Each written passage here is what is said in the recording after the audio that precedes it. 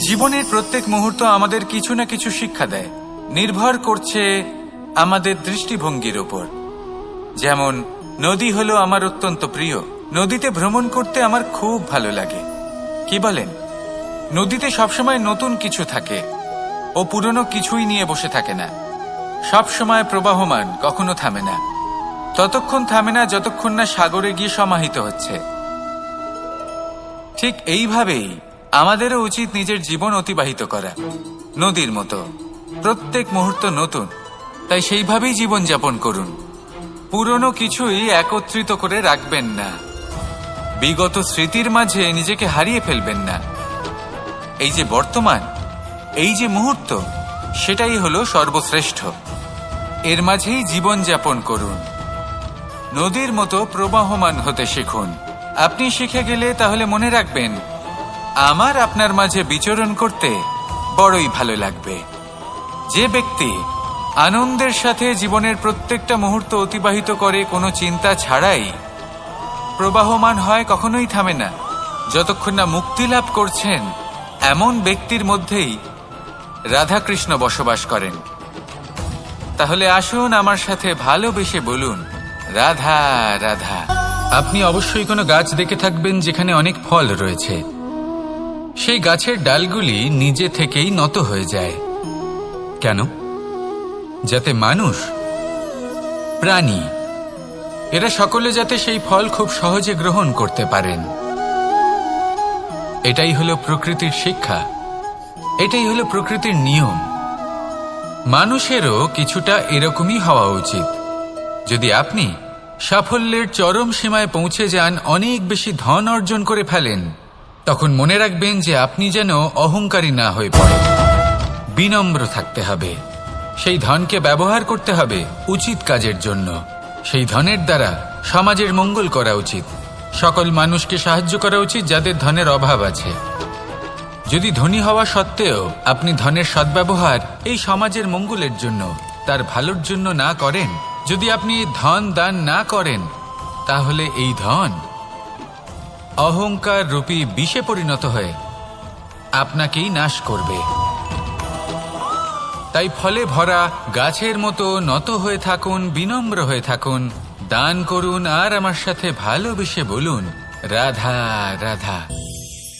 মধু কারই না পছন্দ বলুন তো? অত্যন্ত সুস্বাদু হয় এই মধু, মিষ্টি খেতে হয় এবং তা শক্তিও প্রদান করে। এবং প্রত্যেকটি মিষ্টি পদার্থের মতোই এতেও খুব তাড়াতাড়ি পিঁপড়ে ধরে যায়। অন্যদিকে যদি নুনকে দেখি, তাহলে বছরের পর বছর রাখলেও এতে পিঁপড়ে ধরে না। এবার যদি কথা বলি বন্ধুত্বের, তাহলে বন্ধুত্ব নুনের মতো হওয়া উচিত, মধুর মতো নয়। যারা সামনে এলে শুধুমাত্র মধুর মধুর কথা বলবে, পরে এতে পিঁপড়ে ধরে যাবে। এটা নুনের মতো হওয়া উচিত। প্রকৃত বন্ধু হলো সে যে সময় এলে পরে আপনার সামনে আপনার প্রকৃত সত্য তুলে ধরবে, তা সে যতই কঠিন হোক না কেন। আপনার দোষ, আপনার অপগুণ, আপনার খামতি আপনাকে বলতে পারবে, যাতে আপনি সেগুলো শুনে মেনে নিয়ে তারপর নিজেকে শুধরোতে পারেন। এটাই হলো প্রকৃত বন্ধুত্ব। কখনো নিজের জীবনের আশেপাশে মন দিয়ে দেখবেন, অনেক সময় এমন মানুষ থাকেন, অনেক বন্ধু থাকেন, যাদের দেখে আমাদের মনে হয় যে এনারা খুব কঠোর, এনাদের কথা খুব কটু। কিন্তু বেশিরভাগ এমন মানুষের মনটা যদি বুঝতে পারেন, তাহলে দেখবেন তাতে কোনো মালিন্য নেই। এনাদের মন অত্যন্ত পবিত্র হয়। যদি আপনার জীবনেও এমন কোনো ব্যক্তি থেকে থাকে, এমন বন্ধু থাকে, তাহলে তাদের আগলে রাখুন আর আমার সাথে ভালোবেসে বলুন, রাধা রাধা। এই সংসারের সবথেকে বড় সত্যি হলো জন্ম এবং মৃত্যু। কিন্তু আরো বড় একটা সত্য আছে, মিত্র এবং শত্রু, যা আমাদের সকলের জীবনে থাকে। মিত্র সে যে আমাদের সঙ্গ দেয় এবং সংসারের সবথেকে উঁচু শিখরে আমাদের নিয়ে যায়, এবং শত্রু সে যে যে কোনো মুহূর্তে যে কোনো শিখর থেকে আমাদের নিচে ফেলে দিতে পারে। এবার বিচিত্র ব্যাপার হলো এটাই যে আমরা নিজেরাই এদের সাথে নিয়ে চলি, নিজেরাই এদের পালন করি। তা কি করে? প্রথমে বুঝুন এই মিত্র এবং শত্রু কারা। আপনার নিজের মন, আর কেউ নয়। এই মনই হলো মিত্র। যখন তাতে ভারসাম্য বজায় থাকে, তা নিয়ন্ত্রিত থাকে, তা পবিত্র হয়। কিন্তু যদি এই মন অনিয়ন্ত্রিত হয়ে পড়ে, যদি আপনাকে সে নিয়ন্ত্রণ করতে শুরু করে, তখন সেই আপনার সবথেকে বড় শত্রু হয়। সেই জন্য এই মনের ওপর নিয়ন্ত্রণ রাখতে শিখুন, এতে ভারসাম্য বজায় রাখতে শিখুন। তাহলে আপনি এমন এক বন্ধুকে পাবেন যে আপনাকে এই সংসারের শিখরে পৌঁছে দেবে। আসুন আমার সাথে ভালোবেসে বলুন, রাধা রাধা। মুক্তোর এই মালা দেখতে কত সুন্দর হয়, তাই না? যিনি ধারণ করেন তাকেও এটা শীতলতা প্রদান করে, আর যে ব্যক্তি দেখে তার চোখও এই দৃশ্য দেখে শান্তি উপলব্ধি করে। কিন্তু ভাবুন, যদি এমন কিছু হয় যে সুতো দ্বারা এই মুক্তোর মালা তৈরি হয়েছে সেটা কেউ ছিঁড়ে দেয়, তাহলে এই মুক্তোর মালা ছিঁড়ে যাবে আর সমস্ত মুক্তো মাটিতে পড়ে যাবে, ছড়িয়ে পড়বে। তখন কি আমরা এটা ভাববো যে এটা তো মাটিতে পড়ে থাকা বস্তু, এটা আমি তুলব না? ভাববো না, তাই না? আমরা নিচু হয়ে একটা মুক্তো কুড়িয়ে নিই এবং আবার এদের সুতোর মধ্যে প্রবেশ করাই। কেন? কারণ এই মুক্তো হলো বহুমূল্য। এতে কোনো সন্দেহ নেই যে এই মুক্তো হলো বহুমূল্য। কিন্তু এর থেকেও অনেক বেশি বহুমূল্য হলো আমাদের জীবনে আমাদের সম্পর্ক, আমাদের বন্ধু বান্ধব। এই সম্পর্কেও কখনো কখনো বিবাদ হয়, মনোমালিন্য হয়, এগুলোও ছড়িয়ে যায়। আর সেই সময় এই মুক্তোর মতোই নত হয়ে আমাদের এই সম্পর্কগুলিকে হাতে তুলতে হবে, এদের জুড়তে হবে, এদের আগলে রাখতে হবে, কারণ এদের থেকে বহুমূল্য আর কিছুই নেই। আর যদি এই কাজটা আপনি শিখে নিতে পারেন, তাহলে আপনার জীবনের এই সম্পর্ক, এই বন্ধুত্ব সবসময় আপনাকে বল প্রদান করবে, আনন্দ প্রদান করবে। আর এই মন সুপ্রসন্ন হয়ে বলবে, রাধা রাধা। হয়তো আপনার মনে কখনো এই প্রশ্ন আসতে পারে যে ইমারত কেন নির্মাণ করা হয়, কেন উৎসব পালন করা হয়, কেন মানুষ নিজেদের জন্মদিন পালন করেন, কেন দোল, বিজয়া দশমী, রাখি, দীপাবলির মতো উৎসব পালন করা হয়? যদি এগুলো পালন না করা হয় তাতে কি যায় আসে? যদি এই দোল উৎসব পালন না করা হয়, তাহলে কি এই সংসার ভুলে যাবে যে নারায়ণের প্রতি ভক্তির কারণে ভক্ত প্রহ্লাদকে অগ্নি স্পর্শও করতে পারেনি? যদি বিজয়া দশমী পালন না করা হয়, তাহলে কি এই সংসার ভুলে যাবে যে এই দিনে শ্রীরাম রাবণকে বধ করেছিলেন? যদি আমরা দীপাবলির এই উৎসব পালন না করি, তাহলে কি এই সংসার এটা ভুলে যাবে যে অযোধ্যাতে অমাবস্যার এমন এক রাত এসেছিল যে রাত্রে অযোধ্যা পূর্ণিমার থেকে বেশি উজ্জ্বল হয়ে উঠেছিল? যদি এই রাখি উৎসব পালন না করা হয়, তাহলে কি এই সংসারের ভাই এবং বোনেরা একে অপরের প্রতি ভালোবাসা কি সেটা ভুলে যাবেন? বিষয়টা ভুলে যাওয়ার নয়, বিষয়টা হলো মনে রাখা। যখন জীবনে আমরা কোনো একটা স্থানে পৌঁছই, উপলব্ধিগুলোর উৎসব পালন করি, যাতে সেই মুহূর্তে আমরা সকলের মধ্যে আনন্দ ছড়াই এবং মানুষ সেই মুহূর্তটা মনে রাখেন। এই স্মৃতিগুলোই মানুষের মধ্যে বিশ্বাসের জন্ম দেয়। এই বিশ্বাস যে আগামী যেদিন আসছে তাতে আরো আনন্দের সম্ভাবনা রয়েছে। ভালোবাসার এই উৎসব, ভালোবাসার এই পার্বণ, এটা মানুষের মনে বিশ্বাসের জন্ম দেয় যে প্রত্যেক যুগে কেউ না কেউ এসেছে এবং পরবর্তীতেও আসবে। তাহলে আসুন আমরা ডুবে যাই আমার লীলার এই প্রেম যাত্রায় এবং ভালোবাসার এমন একটা উৎসব পালন করা যাক যা এই সংসার যুগ যুগ পর্যন্ত মনে রাখবে। তাহলে আসুন আর আমার সাথে ভালোবেসে বলুন, রাধা রাধা।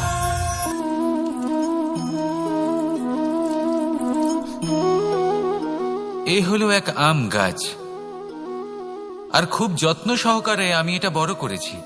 প্রথমে বীজ বপন করেছি, তারপর সিঞ্চন করেছি, তারপর এর থেকে অঙ্কুর বেরিয়েছে, তারপর দিন প্রতিদিন আমি এতে জল দিয়েছি। আস্তে আস্তে ওর পাতা বেরিয়েছে, তারপর ও একটা গাছের আকার ধারণ করেছে। এইভাবেই যদি প্রতিদিন আমি ওর দেখাশোনা করি, তাহলে নিশ্চিত রূপে এর শিকড় আরো দৃঢ় হবে এবং একটা বিশাল গাছের আকার ধারণ করবে, যার থেকে কিছু ডাল জন্ম নেবে, আর তাতে আমি পাবো কিছু মিষ্টি সুস্বাদু আম ফল। এবার আম তো সকলের প্রিয়, সকলের পছন্দের ফল, সকলে খেতে চান। কিন্তু আম পাওয়ার জন্য আগে আপনাকে সেই গাছের যত্ন নিতে হবে। যদি আপনি গাছ লাগিয়ে তারপর ভুলে যান, তাহলে সেই গাছের কি হবে? তার অস্তিত্বটাই মুছে যাবে, তাই না? আমাদের সম্পর্কগুলো কিছুটা এরকমই হয়। যদি সম্পর্ক জুড়ে আপনি ভুলে যান, তাহলে তার অস্তিত্বই মুছে যাবে। তাই শুধুই সম্পর্ক গড়বেন না, তাকে পালনও করুন। নিশ্চিত রূপে আপনার এই সম্পর্করূপী বৃক্ষের ডালে আনন্দের মিষ্টি সুস্বাদু আম ফল নিশ্চয়ই পাওয়া যাবে। তাহলে প্রত্যেক দিন প্রত্যেক সম্পর্ক পালন করুন, তার থেকে আনন্দ লাভ করুন। এই মন ভালোবেসে বলবে, রাধা রাধা। কোনো এক বস্ত্রে যদি ছোট্ট একটা ছিদ্র উৎপন্ন হয়, আর যদি আমরা তার দিকে নজর না দিই, তাহলে সময়ের সাথে সমগ্র বস্ত্র ছিঁড়ে যায় আর কোনো কাজে আসে না। যদি কোনো একটা নৌকাতে ছোট্ট একটা ছিদ্র উৎপন্ন হয়, তাহলে সময়ের সাথে পুরো নৌকাই জলে ডুবে যায়। লক্ষ্যের দিকে অগ্রসর হওয়ার সময় একটা ছোট্ট ভুল আপনি যদি করে ফেলেন, তাহলে আপনাকে তা লক্ষ্যের থেকে দূরে করে দিতে পারে। এমনটা এই সম্পর্কের সাথেও হয়ে থাকে। কোনো একটা ছোট্ট কথা, একটা ছোট্ট মনোমালিন্য যদি সম্পর্কে আসে এবং সেটা না মেটানো হয়, তাহলে সেই সমগ্র সম্পর্কটা, অনেক বড় বড় সম্পর্ক ভেঙে যেতে পারে। যদি আপনার সম্পর্কে ছোট্ট একটা ছিদ্র উৎপন্ন হয়, তাহলে প্রেমের সূচ আর স্নেহের সুতো দ্বারা সেলাই করে ফেলুন, যাতে আপনার এই সম্পর্ক অটুট থাকে এবং প্রেম দ্বারা পরিপূর্ণ থাকে। আসুন আমার সাথে ভালোবেসে বলুন, রাধা রাধা। দু রকমের প্রাকৃতিক বেগ থাকে। প্রথম হলো বর্ষা। যখন এর বর্ষণ হয়, তখন মাটিকে শীতল করে নতুন ফসল ফলায়। আর দ্বিতীয় হয় পবন, যা আমাদের সর্বদা শ্বাসবায়ু প্রদান করে। অশান্ত এই মনকে শান্তি প্রদান করে, এই ক্লান্ত শরীরে স্ফূর্তি প্রদান করে। আমাদের জীবনে যত আবেগ আছে, তা হয় বর্ষার মতো হওয়া উচিত, নয় হওয়া উচিত পবনের মতো। ক্রোধ, মতভেদ, বিবাদ, এগুলো হওয়া উচিত বর্ষার মতো। অর্থাৎ কিছু সময় পরে যেন এরা নিজে থেকেই ছিন্ন ভিন্ন হয়ে চলে যায়। আর যদি পবনের মতো কোনো আবেগ থাকা উচিত, তা হল প্রেম, যা সর্বদা শ্বাসবায়ু প্রদান করে, সবসময় সাথে থাকে। একে আমরা অনুভব করতে পারি না, কিন্তু এ আমাদের অনুভব করার জন্য প্রাণবায়ু প্রদান করে। আর যখন চক্রবাতের মতো সে ভয়ঙ্কর হয়ে ওঠে, তখন সমগ্র সংসার বদলে দেয়। এর সারমর্ম একটাই, শক্তি। মতভেদ, ক্রোধ, বিবাদের মধ্যে নেই। শক্তি যদি থাকে, তা আছে প্রেমের মধ্যে। তাই এই প্রেমকে মনের মধ্যে রাখুন আর আমার সাথে বলুন, রাধা রাধা। জীবনে দুই ধরনের আবেগ রয়েছে, যার কোনো মূল্য নেই। আমার কথার অর্থ এটা নয় যে এদের কোনো গুরুত্ব নেই। গুরুত্ব যথেষ্টই রয়েছে, শুধু এদের জন্য আপনাকে কোনো মূল্য দিতে হয় না। প্রথম আবেগ হল আনন্দ, প্রসন্নতা। এটা আপনি যে কোনো জায়গায় খুঁজে পেতে পারেন, যদি আপনি খুঁজে পেতে চান। আপনি কোনো পুষ্পের সৌন্দর্য দেখে প্রসন্ন হতে পারেন। বায়ুর কারণে যখন একটি বৃক্ষ শিহরিত হয়, সেটা দেখে আপনি প্রসন্ন হতে পারেন। একটা ছোট্ট শিশুর কলরব শুনেও আপনি প্রসন্ন হতে পারেন। একটা ক্রন্দনরত বালককে হাসিয়ে আপনি প্রসন্ন হতে পারেন। সবকিছু আপনার উপর নির্ভরশীল। সেখানে আরেকটি আবেগ হলো দুশ্চিন্তা। মানুষ বড়ই দুশ্চিন্তা করতে থাকে। আজ আমি এই কাজ করেছি, সেই বিষয়ে চিন্তা। আজ আমি এই কাজ করতে পারিনি, সেই বিষয়ে চিন্তা। কাল আমাকে এই কাজ করতে হবে, সেই নিয়ে চিন্তা। আমি কি সেই কাজটা করতে পারবো, সেই বিষয়েও দুশ্চিন্তা। চিন্তা সর্বত্র রয়েছে, যার জন্য মূল্য দিতে হয় না। যত চান আপনি একত্রিত করতে পারেন। একটা গুরুত্বপূর্ণ কথা মনে রাখবেন, প্রসন্নতা জীবনের একটা নতুন সূত্রপাত। সেখানে দুশ্চিন্তা হলো জীবনের চিতার সমান। এবার এই দুটি আবেগ হলো মূল্যহীন, দুটোই আপনার সামনে আছে। কোনটা চয়ন করবেন আপনি, দুশ্চিন্তা নাকি প্রসন্নতা? সিদ্ধান্ত আপনারই। আসুন আর আমার সাথে ভালোবেসে বলুন রাধা রাধা। নন্দ বাবাও খেলার ছলে খুব বড় বড় শিক্ষা দিতেন। অনেকদিন আগেকার কথা, বাবা আমার জন্য একটা মানচিত্র নিয়ে এলেন। এটা ছিল জম্বুদ্বীপের মানচিত্র, ঠিক যেন একটা ধাঁধা, যা টুকরো টুকরো করে বিভিন্ন দিকে ছড়ানো, যেগুলোকে আমায় জুড়তে হতো। ব্যাস শুধু এটুকুই ছিল আমার কাজ। আমি বারবার প্রচেষ্টা করলাম, কিন্তু বারবার অসফলই রয়ে গেলাম। বাবা এটা দেখলেন এবং হাসলেন। বাবা বললেন, একটা কাজ করো, এই প্রত্যেকটি অংশকে উল্টে রাখো। আমিও উল্টে রাখলাম।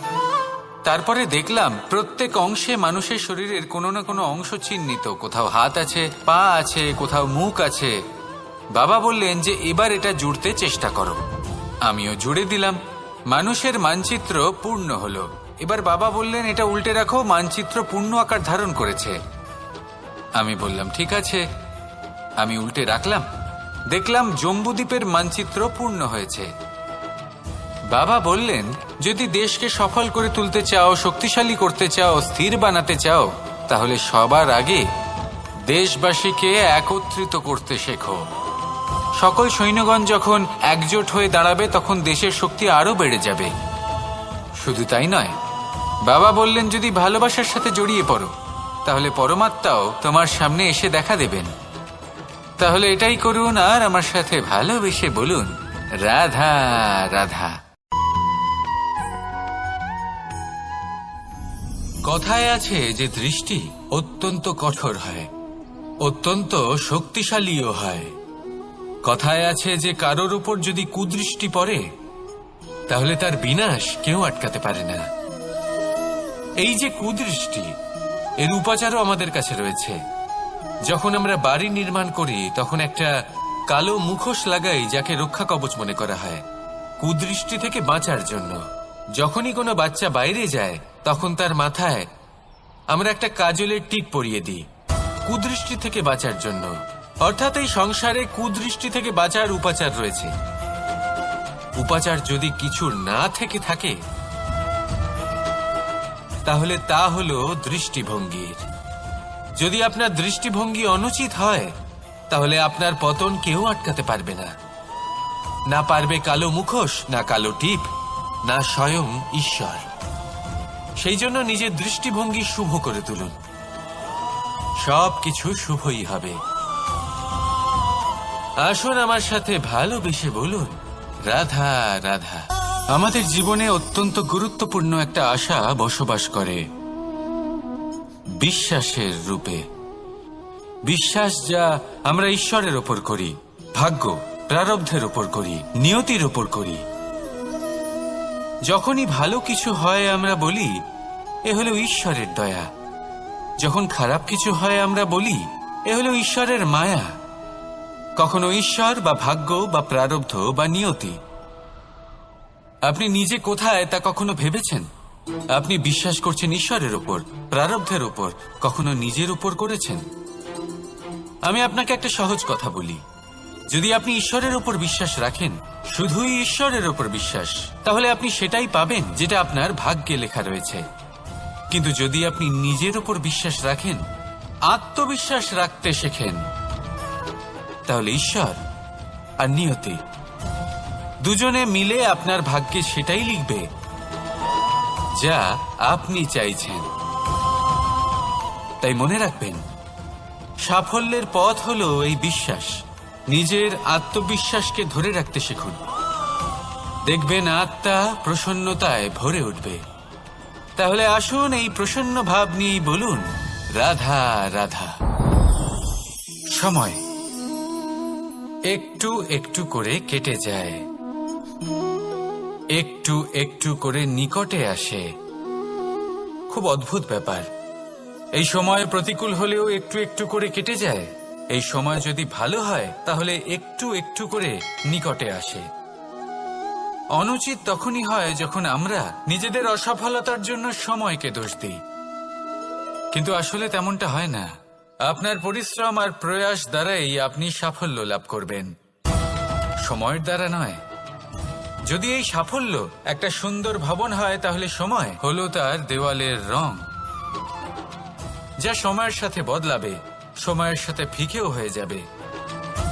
কিন্তু সাফল্যের এই ভবন আপনাকেই নির্মাণ করতে হবে, আপনার পরিশ্রমের ইট দ্বারা এবং প্রয়াসের চুনসুরকি দ্বারা। তাই পরিশ্রম আর প্রয়াস করতে থাকুন, সাফল্য আপনি অবশ্যই পাবেন। সময় যদি আজ ভালো না হয়, তাহলে কাল অবশ্যই হবে। প্রয়াস করতে থাকুন আর আমার সাথে ভালোবেসে বলুন, রাধা রাধা। ভয়। জীবনে আমরা কোন কোন বিষয়ে ভয় পাই? কোনো মানুষকে হারানোর ভয়, কোনো মানুষ কোনো সম্পর্ককে হারানোর ভয়, অর্থহানির ভয়, সময়হানির ভয়। এবার বিষয়টা হলো, এই ভয় কখনো আমাদের কোনো লাভ করে না। এটা সবসময় আমাদের পিছনে ঠেলে আর নিচু স্তরে নামিয়ে দেয়, কখনোই আমাদের উত্থানের কারণ হয় না। তাই জীবনে যদি কোনো ভয়ের কারণ থাকতেই হয়, তা শুধুই এটা যে মানুষের কথা ভাবতে ভাবতে, সম্পর্কগুলিকে হারানোর ভয়, মানুষকে হারানোর ভয়, সবার মন রাখতে রাখতে আপনি যেন নিজেকে, নিজের ভাবনা চিন্তাকে না হারিয়ে ফেলেন। যদি এরকম হয়, যদি সকলের মন রাখতে রাখতে আপনি নিজেই নিজেকে হারিয়ে ফেলেন, নিজের ভাবনা, নিজের লক্ষ্য, নিজের মন্তব্যকে হারিয়ে ফেলেন, তাহলে সংসারে যতই যাই হয়ে যাক না কেন, প্রসন্নতা লাভ করবেন না। তাই রক্ষা তাকেই করুন যে আপনাকে রক্ষা করে, আপনার মানসিকতা, আপনার ব্যক্তিত্ব, আপনার লক্ষ্যকে রক্ষা করে। আর যদি কোনো বিষয় ভীত হতে হয়, তবে আপনি যেন নিজের উদ্দেশ্যের থেকে দূরে না চলে যান। তাহলে আসুন আর আমার সাথে ভালোবেসে বলুন, রাধা রাধা। জীবনে এমন কি আছে যা আপনাকে অজান্তে শিখরে পৌঁছে দিতে পারে বা আপনার পতনও ঘটাতে পারে? সঙ্গতি। যদি আপনি কোনো শ্রেষ্ঠ ব্যক্তির সঙ্গ লাভ করেন, তাহলে তার শুভ চিন্তা, তার গুণ, তার স্বভাব আপনার মধ্যে চলে আসবে। আপনি আরো শ্রেষ্ঠ হয়ে উঠবেন।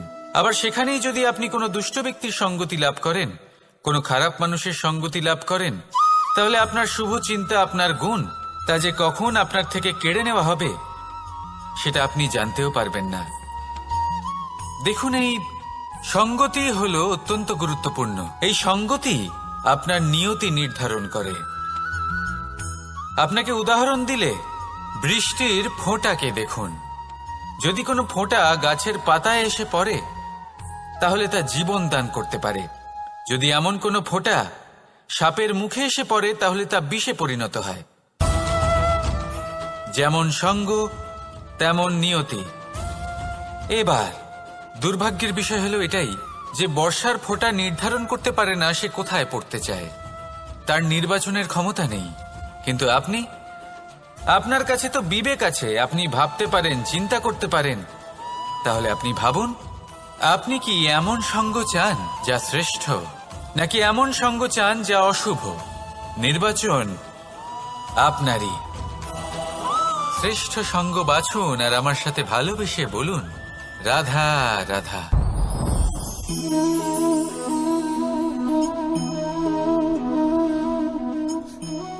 মুক্ত। এই মুক্তই সবাইকে মোহিত করে দেয়, নিজের দিকে আকর্ষিত করে। অত্যন্ত সুন্দর, গোল, শুভ্র। মুক্ত দ্বারা নির্মিত আভূষণ, তা হয়তো সে মুকুটই হোক বা কোনো স্ত্রীর অলংকার, তাকে আরো সুন্দর করে তোলে, তাকে আরো সুন্দর দেখতে লাগে। এবার এই মুক্তকে এত সুন্দর দেখার জন্য কত কষ্ট সহ্য করতে হয়, তা কি কখনো আপনি ভেবেছেন? এই মুক্ত ঝিনুক থেকে বের করা হয়। ঝিনুক, যা কিনা সমুদ্রের তলদেশে থাকে। ওকে কত কষ্ট সহ্য করতে হয়, জলের চাপ সহ্য করতে হয়, সমুদ্রের স্রোত সহ্য করতে হয়। এই ঝিনুককে এত কষ্ট সহ্য করতে হয়, এই মুক্তকে এত কষ্ট সহ্য করতে হয়, তারপরে এর রূপ এত সুন্দর হয়।